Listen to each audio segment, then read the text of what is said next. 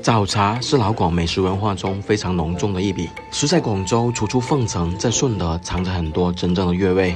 这一期的视频给朋友们整理了几家出品非常优秀的早茶，绝大部分都是他们自家手工做的点心，而非工厂货。如果你想追求一些不一样的味道，那么这些茶楼都值得收藏打卡。创作不易，在这里请大家3连支持。马上来到第一家香云轩，环境服务出品堪称一流的酒楼。这里有很多特色的手工点心，都是值得品尝的。上汤蟹子鲜虾饺，馅料饱满丰富，皮软糯弹牙。脆子凉瓜球造型精致，外壳香脆，里馅入味，非常特别。鲍汁凤爪，凤爪吃起来没有血味，口感软糯，搭配香浓的鲍汁很好吃。焦糖酥芙梨，绝大部分茶楼都是没有的，微甜松软，淡香浓郁，搭配里面甜度刚好，奶香浓郁的淡奶很好吃。怀旧点心画皮煎堆，他们这里也有做，表层香脆，里面香糯柔韧，很特别。环境、出品、服务都有较高的水准，朋友们可以放心中，很值得收藏打卡的一家店。来到第二家大良五米粥，环境装修很有岭南格调。五米粥以火锅出名，但是让我觉得非常惊喜的是，他们家的点心做得非常出色，他们家的点心都属于自家手工制作，而这些点心是在其他茶楼吃不到的，不仅有特色，而且出品精良，味道极佳。咱们一起来尝试他们家的点心，富有创新，但是不是乱整，不是花里胡哨。黑松露手剥虾饺黄，褶皱分明，虾饺皮软糯弹牙，里馅饱满丰富且饱含汤汁，一口爆汁啊，而且味道很鲜美。笋丁提鲜，黑松露增香，虾仁吃起来口感是甜脆的，肥瘦猪肉的比例恰到好处。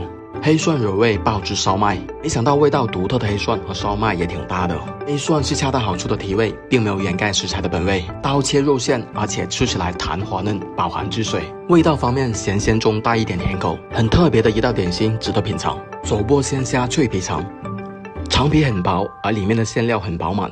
里面巧妙搭配了芥末沙律，吃起来不会觉得腻。脆王很香脆，虾仁很鲜甜。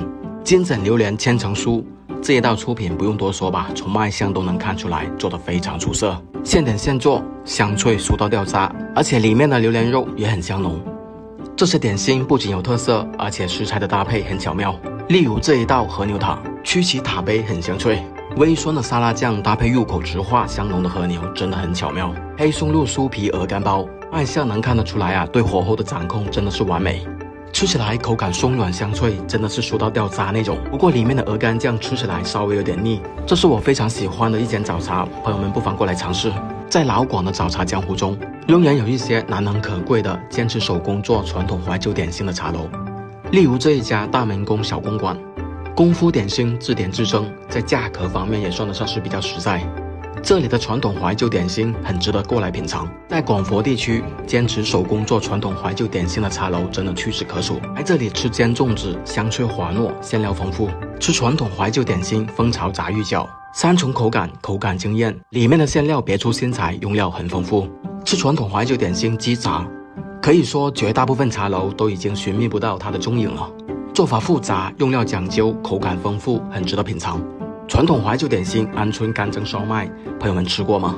淡香浓郁，口感松软香脆的糖沙翁，朋友们吃过吗？早上刚开门，很快就坐满老广的茶楼，你们可以放心打卡。